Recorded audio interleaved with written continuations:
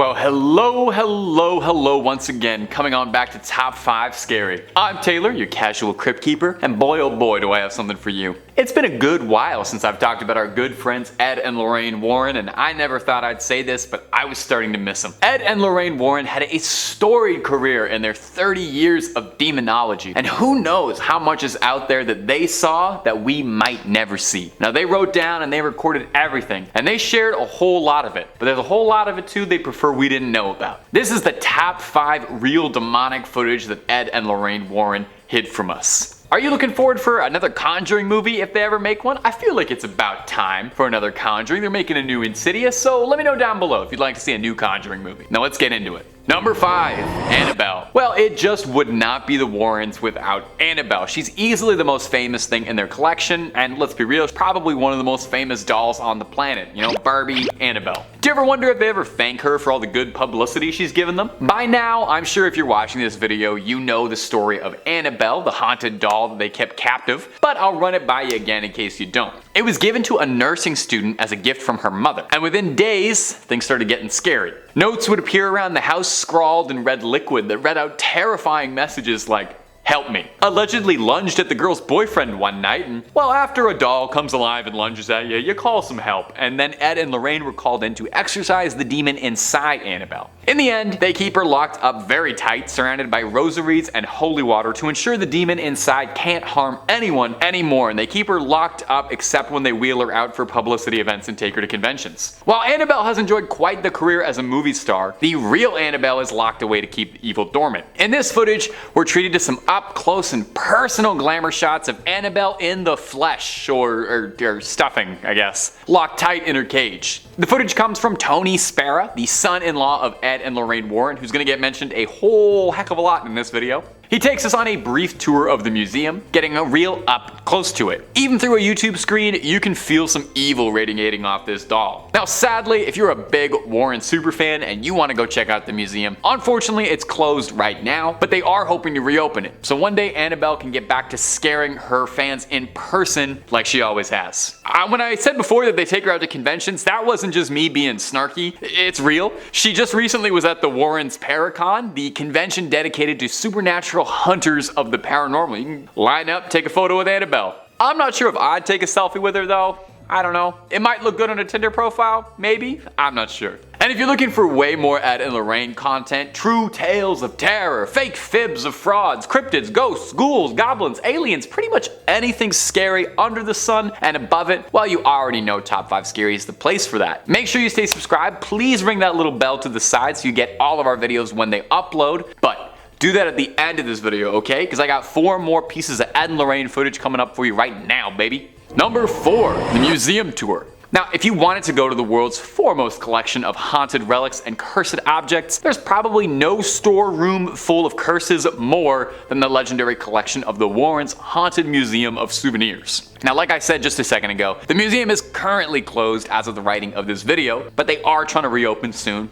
You know, cross your fingers. But in the meantime, you can take a digital tour, as this footage posted by the Warrens' son-in-law, Tony Spera, shows Mr. Warren giving a guided tour of some of the more unique haunted artifacts resting in the Connecticut garage. Now, the full video, definitely worth a watch if you're a big fan of the Warrens, since it's as close as you'll be able to get to walking around the museum these days. It's a full half-hour long of old Ed going into grand detail and recounting some stories about some of their more notable and famous cases. Shoutouts include the witch Hannah Cranna, an old Connecticut legend, or the Conjuring Mirror, which might sound like it has something to do with the movie, but very confusingly refers to a case where someone used this mirror in a ritual to try and summon a demon, a different demon. Ed talks briefly on some of their many cursed dolls and toys, such as a dinosaur from the Devil Made Me Do It case and film, and of course, no visit to the Warrens Museum would exclude Annabelle. She's the star attraction of the place, probably what keeps the lights on for so long. She's shown under a tight lock and key, and Ed goes over the history of how they brought her in, and he touches briefly on the containment protocol for her, how she has to always be locked up in a storage box behind glass, surrounded by rosary beads and doused in holy water,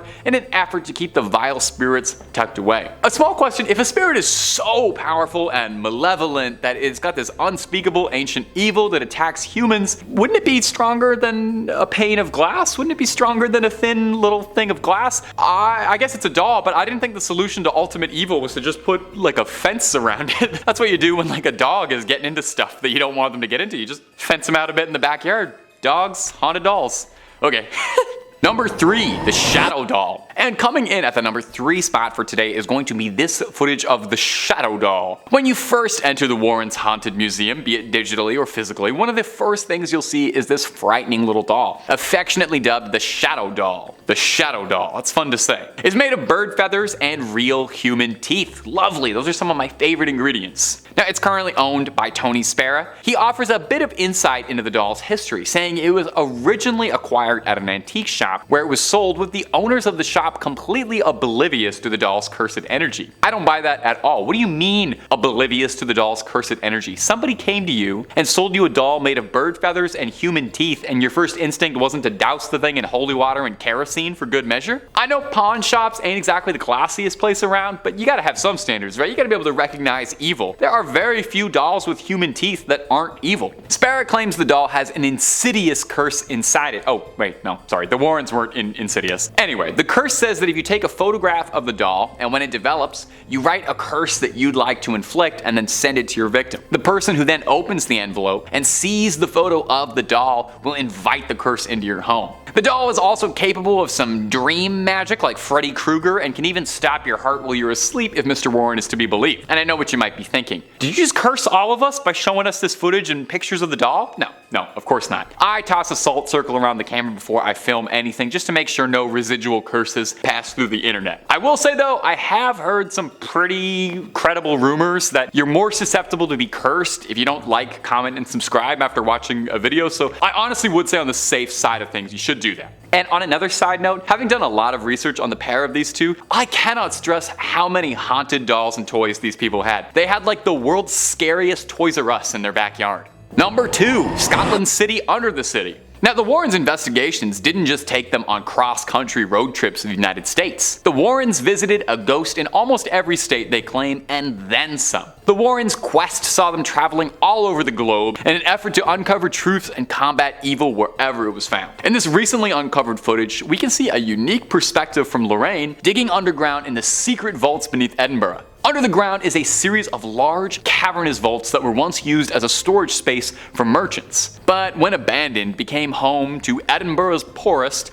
who began to make it their dwellings. Probably a real nice space, you know, no daylight, musty air, thriving rodent population, but you know what? For the right price, I would probably go for it. It's probably better than most apartments in Toronto. Because of this, the vaults were the perfect place to conduct a little nefarious business that aren't quite fit to discuss on YouTube, but naughty stuff, just know that. It's believed that 2 of Edinburgh's most prolific criminals hid bodies here before taking them to medical schools to sell off. Having known this, with this context, it's absolutely no surprise that people believe the vaults to be haunted and claim that they feel watched or touched when walking through them. So, if there's something weird going on, the Warrens follow. This one's actually pretty cool footage, I gotta admit. It's first person, making you feel like you're exploring the subterranean depths with her. She's being guided by an old Scotsman who seems to know the tunnels pretty well, and I gotta say, if I ever take a tour of an underground vault, this is exactly who I would like to be taking me, and an old Scottish man. That's the most appropriate and trustworthy way to go ghost hunting. Now, they didn't find anything on this particular investigation, but while in there, Lorraine does claim that she can feel something communicating with her. Could it be spirits from long ago reaching out to Lorraine Warren, who claimed she had an extrasensory gift? Or maybe it was just kind of cold down there. And number 1, an exorcism. To some, the